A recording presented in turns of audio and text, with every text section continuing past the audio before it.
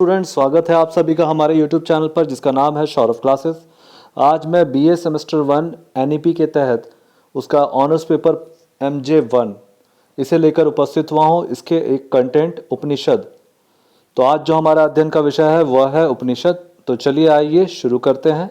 उपनिषदें वेद के अंतिम भाग हैं, इसलिए इन्हें वेदांत या वेद अंत भी कहा जाता है। उपनिषदों का इस अर्थ में भी वेदांत कहा जाता है कि इनमें वेदों की शिक्षाओं का सार है। ये समस्त वेदों का मूल है। उपनिषद शब्द का विश्लेषण करने से हम पाते हैं कि यह शब्द उप, नि और सद के संयोजन से बना है। उप का अर्थ निकट, नि का अर्थ श्रद्धा और सद का अर्थ बैठना है। उपनिषद का अर्थ है शिष्य का गुरु के निकट उपदेश के लिए श्रद्धापूर्व बैठना। उपनिषदों में गुरु और शिष्य के वार्तालाप भरे पड़े हैं। धीरे धीरे उपनिषद का अर्थ गुरु से पाया हुआ रहस्य ही हो गया है। डायसन ने उपनिषद का अर्थ रहस्यमय उपदेश यानी कि सीक्रेट इंस्ट्रक्शन बतलाया है। शंकर ने उपनिषद का अर्थ ब्रह्म ज्ञान कहा है। यह वह विद्या है जिसके अध्ययन से मानव भ्रम से रहित हो जाता है तथा सत्य की प्राप्ति करता है। ज्ञान के द्वारा मानव के अज्ञान का पूर्णतः नाश होता है। उपनिषदों की संख्या 108 कही जाती है। इनमें से लगभग 10 उपनिषदें मुख्य हैं। ईश, केन, प्रश्न, कठ, मांडुक्य, तैत्तिरीय, ऐत्रेय, मुंडक, छांदोग्य और बृहदारण्यक। उपनिषद गद और पद दोनों में है। इनकी भाषा काव्यमयी है। जहाँ तक उपनिषदों के रचयिता का संबंध है, हमें कहना पड़ता है कि इनके रचयिता कोई व्यक्ति विशेष नहीं है। एक ही उपनिषदों में कई शिक्षकों का नाम आता है, जिससे यह सिद्ध होता है कि एक उपनिषद एक लेखक की कृति नहीं है। हमें उन महान विचारकों के संबंध में बहुत कम ज्ञात है जिनके विचार उपनिषदों में निहित हैं। इसका कारण उनका आत्मख्याति के प्रति अत्यधिक उदासीन होना कहा जाता है। उपनिषद दार्शनिक और धार्मिक विचारों से भरे हैं, परंतु उपनिषद के स्वरूप क्रमबद्ध दर्शन जैसा नहीं है। यही कारण है कि उपनिषदों के दार्शनिक विचारों को एकत्रित करने में कठिनाई होती है। उपनिषदों की सबसे बड़ी विशेषता यह है कि इनमें भिन्न भिन्न प्रकार के ज्ञान निहित हैं। एक उपनिषद में एक विचार का उल्लेख है तो दूसरी उपनिषद में अन्य विरोधी विचार की चर्चा है। यही कारण है कि विभिन्न विचारों की पुष्टि के लिए उपनिषदों से श्लोक भाष्यकारों द्वारा उद्धृत किए जाते हैं। इस प्रकार विरोधी बातों की पुष्टि उपनिषदों के श्लोकों द्वारा होती है, परंतु इससे उपनिषदों का दार्शनिक पक्ष गौण नहीं होता, अपितु वह और सबल और प्रभावोत्पादक हो जाता है। दार्शनिक पक्ष ही उपनिषद की अनमोल निधि है। अब हम उपनिषद और वेदों के अंतर को समझेंगे। उपनिषद वेद के कर्मकांडों के विरुद्ध प्रतिक्रिया है। यही कारण है कि वेद की विचारधारा और उपनिषद की विचारधारा में महान अंतर दिखता है।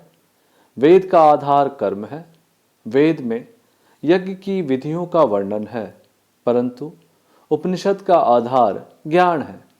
उपनिषद का उद्देश्य जीवन संबंधी चिंतन पर जोर देना है। चरम तत्व के संबंध में अनेक मत उपनिषद में प्रतिपादित किए गए हैं। उपनिषद मूलतः दर्शन शास्त्र है जिसमें गंभीर तात्विक विवेचन पाया जाता है। वेद के ऋषिगण बहुदेववादी हैं। उनकी दृष्टि प्रकृति पर पड़ती है और वे प्रकृति के विभिन्न रूपों में उपासना का विषय मानते हैं। वेद के ऋषियों का केंद्र प्रकृति रहता है, परंतु उपनिषद के ऋषिगण प्रकृति के बजाय आत्मा को केंद्र मानते हैं। वे आत्मा से साक्षात्कार की अभिलाषा व्यक्त करते हैं। उपनिषद के ऋषिगण ने ईश्वर को आत्मा में देखा है। अतः वैदिक धर्म बहुमुखी है, जबकि उपनिषदों का धर्म अंतर्मुखी है। जीवन और जगत के प्रति भी वेद और उपनिषद का दृष्टिकोण भिन्न प्रतीत होता है। वेद के ऋषि संसार के भोगों एवं ऐश्वर्यों के प्रति जागरूक रहते थे तथा वे आशावादी हैं। इसके विपरीत उपनिषद के ऋषिगण संसार के भोगों एवं ऐश्वर्यों के प्रति उदासीन दिखाई देते हैं। उनके विचारों पर अस्पष्ट वेदना की छाया है। इस प्रकार उपनिषदों में निराशावादी प्रवृत्ति की झलक मिलती है। उपनिषदों का महत्व को समझने का प्रयास करते हैं। उपनिषदों का भारतीय दर्शन के इतिहास में महत्वपूर्ण स्थान है। भारतीय दर्शन के विभिन्न संप्रदायों का स्रोत उपनिषद है। ब्लूमफील्ड ने कहा है कि नास्तिक बौद्ध मत को लेकर हिंदू विचारक का कोई भी महत्वपूर्ण अंग ऐसा नहीं है जिसका मूल उपनिषद में ना हो। न्याय, वैशेषिक, सांख्य, योग, अद्वैत एवं विशिष्टाद्वैत, वेदांत आदि आस्तिक मत तथा जैन और बौद्ध आदि नास्तिक मत के प्राय सभी मुख्य सिद्धांत उपनिषदों में निहित हैं। बौद्ध दर्शन के अनात्मवाद का मूल रूप कंठोपनिषद में मिलता है, जहां यह कहा गया है कि मनुष्य के मर जाने पर भी यह संदेह है कि वह रहता है अथवा नहीं रहता है। बुद्ध के दुखवाद का आधार सर्व दुखम तथा क्षणिकवाद का आधार सर्व क्षणिक क्षणिकम, जो उपनिषद के वाक्य हैं, में मिल सकता है। सांख्य दर्शन के त्रिगुणमयी प्रकृति का वर्णन श्वेताश्वतर उपनिषद में मिलता है। इसी उपनिषद में योग के अष्टांग मार्ग का भी वर्णन मिलता है। शंकर ने निर्गुण ब्रह्मा संबंधी विचार छांदोग्य उपनिषद में मिलता है। इसी उपनिषद में शंकर के आत्मा और ब्रह्मा के संबंध का सिद्धांत भी मिलता है। उपनिषद में मायावाद का सिद्धांत भी यत्र तत्र मिल जाता है। शंकर की तरह रामानुज का दर्शन भी उपनिषद पर आधारित है। अतः संपूर्ण भारतीय दर्शन का बीज उपनिषदों के अंतर्गत है। इससे उपनिषदों की महत्ता प्रदर्शित होती है। उपनिषदों से भारतीय दार्शनिकों को मार्गदर्शन मिलता रहा है। उपनिषद का लक्ष्य मानवीय आत्मा को शांति प्रदान करना है।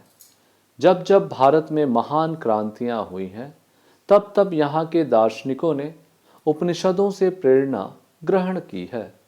उपनिषदों ने संकट काल में मानव का नेतृत्व कर अपूर्व योगदान प्रस्तुत किया है।